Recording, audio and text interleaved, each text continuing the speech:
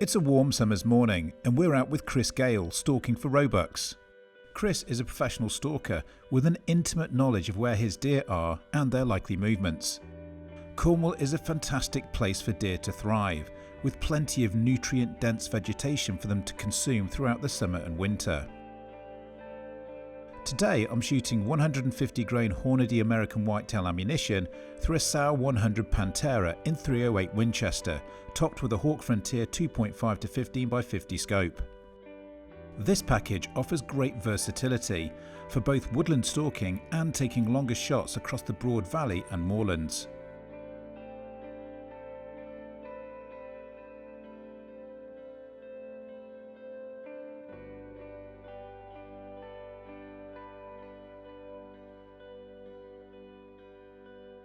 It doesn't take long for us to spot our first deer. A doe and kid are grazing in a nearby field. This isn't what we're looking for, but it's still great to see the deer are out feeding. As we're admiring these beautiful deer, Chris quickly spots another doe behind us on the brow of the hill. There is also a buck following closely behind. We observe for a moment but decide to leave this buck because it's an adolescent, and today we're in search of mature bucks.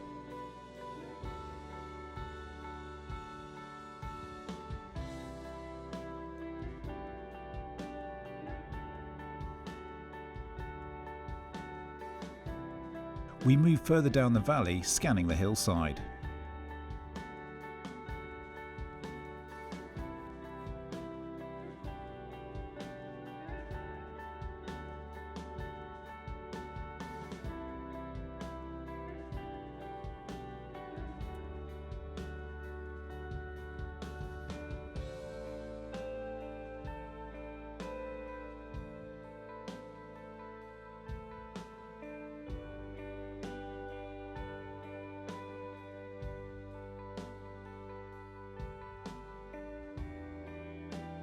I use the Pulsar XQ38 thermal imager to scan the thicker parts of the valley.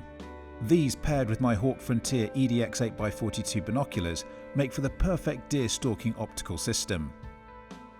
I spot a deer on the other side of the valley. It's a young buck that's limping. Our focus now shifts to quickly and humanely dispatching this injured deer. We observe for a moment whilst formulating a plan.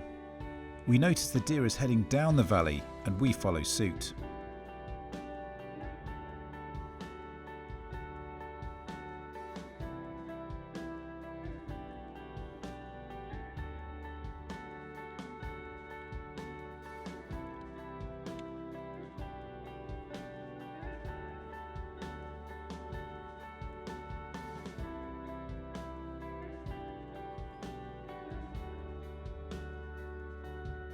We reach the bottom of the valley and begin to head closer to where we think the deer might be.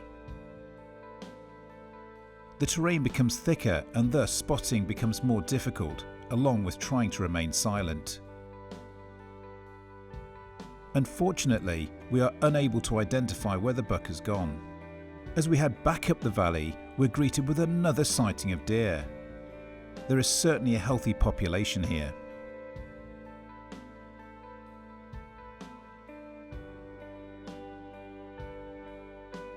After some well-needed sleep from this morning's stalk, we head back out for the afternoon in search of a roebuck.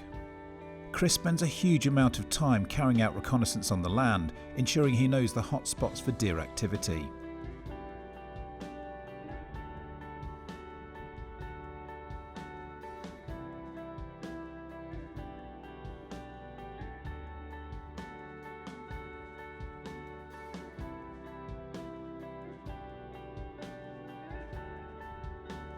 It doesn't take us long to spot the first deer of the afternoon. Another doe across the valley, but again, no sign of a buck.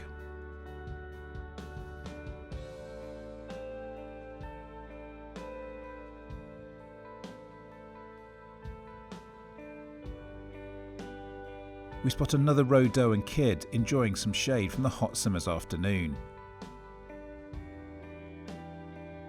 Even on a bright sunny day like today, I'm able to scan the darker areas of the valley.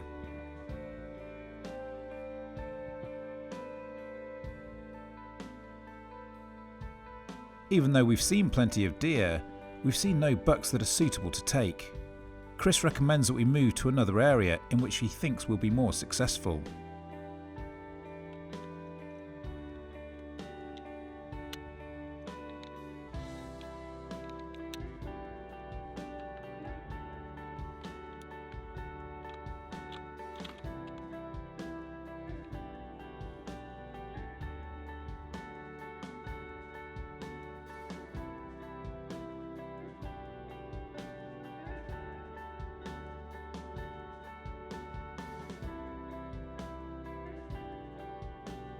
We decide to sit with our backs against this hedgerow, in the hope of a roebuck coming out to graze on the field margin. We have a good field of view, and the key here is patience. Again, unfortunately we have no luck in seeing any mature bucks and move on. We use the woodland as a backdrop to mask as we stalk along the edge of the field. The light is drawing in and time is running out. Chris spots a buck and a doe on the brow of a hill. Now, although this isn't a mature 6-point roebuck, Chris asked me to take the buck as it's considerably smaller than it should be. This is one for the cull sheet.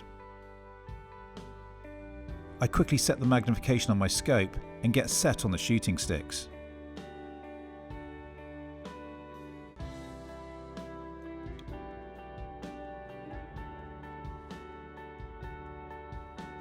I use the Endurance LRF 1500 rangefinder to ensure I have the most accurate range information to take the most advantageous shot.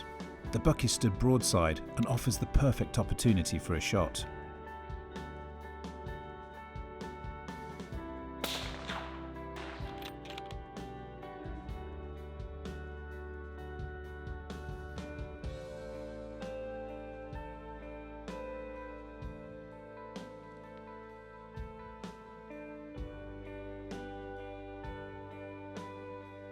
So I have to say, he's a bit of a pathetic looking buck. So he's pretty weak in the body. As you can see, we made a pretty big hole in him as we came across. So why is it important to take out bucks like this? Well, you know, with the genetics, he was never going to make anything. He was never going to be a good, healthy buck. He's half the size he should be. Yeah. You know, you don't want him to get older and possibly mate with a doe. No. And then obviously the bad gene carries on. Well, now this one isn't going to pass any bad genes on. He's no.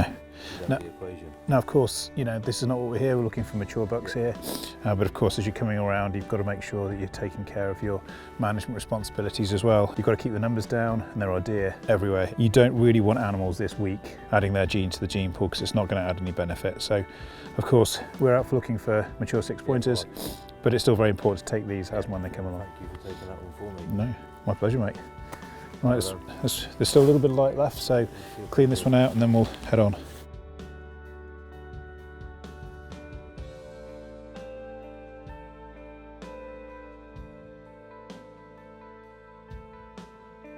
So Chris, another fantastic day in the field, and you have got a lot of deer here. There are one or two here, yeah. We try and look after them as best as we can. Yeah, so it must be encouraging to see so many does and so many good younger bucks kicking around. Yeah, well, like this buck you shot earlier, if that there starts paying off when you start seeing the good young bucks coming through, and you're not seeing the 2-3-year-olds that are poor quality because you've taken them out and done your job properly. Yeah. During the summer.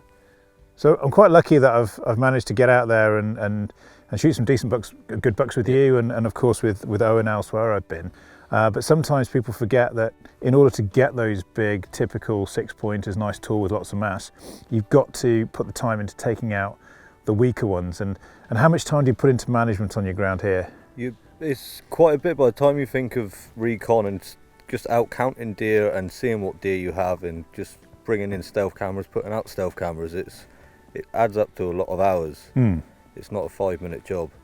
And something like that little tiny button buck there, he just needs to go, right? Yeah, well, it had a poor head and it was a lot smaller than it should have been. It should have been a third bigger again. But anyway, I know you're always disappointed when we don't go home with a giant gold medal, but unfortunately they're not out there around every corner. But the great thing is I've really enjoyed the time out here. Spectacular countryside. Cornwall is just an amazing place to go as a destination for field sportsmen. It's not just the deer stalking you offer here, you do woodcock and wildfowling. Woodcock, wildfowling and snipe shooting as well. So just about everything you could possibly want to do for field field sports. sports. If you want to do it in the countryside, we can probably organise it. Perfect. Well, Chris, thank you very much indeed again. No worries. Had a great day and enjoyed it. looking forward to doing it all again.